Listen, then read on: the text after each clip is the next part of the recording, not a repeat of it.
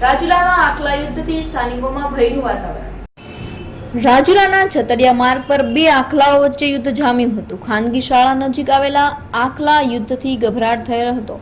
આખલા યુદ્ધથી સ્થાનિકોમાં ભયનું વાતાવરણ ઊભું થયું હતું। અવારનવાર આખલા યુદ્ધથી પાલિકાની નીતિ રીતિ સામે સવાલો ઉઠ્યા છે। આખલા યુદ્ધથી વાહન ચાલકો અને રાહદારીઓ પરેશાન થઈ ગયા હતા।